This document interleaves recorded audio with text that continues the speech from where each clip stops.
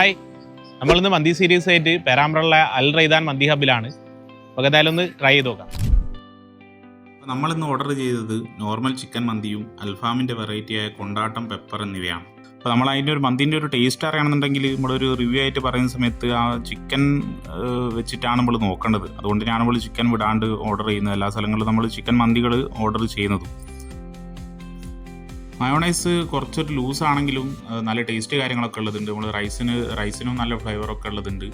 റൈസിന് കൂട്ടി കഴിക്കുന്ന സമയത്ത് ആ ലൂസ് മയോണൈസ് ആയിട്ടുമൊക്കെ അത്ര തോന്നുന്നില്ല. അതുപോലെ തന്നെ ചിക്കനെ പറ്റി പറയുകയാണെങ്കിൽ നോർമൽ ചിക്കൻ നല്ല ഫ്ലേവറൊക്കെ ഉള്ളതുണ്ട്. നല്ലോണം മസാലയൊക്കെ ആ ചിക്കനിൽ പിടിച്ചിട്ടുണ്ട്. നമ്മൾ കഴിക്കുന്ന നേരം തന്നെ അതിൻ്റെ ഒരു ടേസ്റ്റ് കാര്യങ്ങളൊക്കെ നമുക്ക് നല്ല രീതിയിൽ ഫീൽ ആവുന്നുണ്ട്.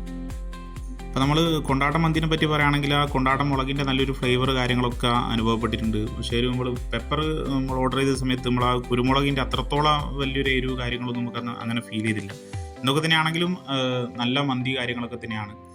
അപ്പോൾ നമ്മൾ റെക്കമെൻഡഡ് ആയിട്ടുള്ള മന്തി തന്നെയാണ്. നമുക്ക് നല്ല രീതിയിൽ ഇഷ്ടപ്പെടുകയും കാര്യങ്ങളൊക്കെ ചെയ്തിട്ടുണ്ട്.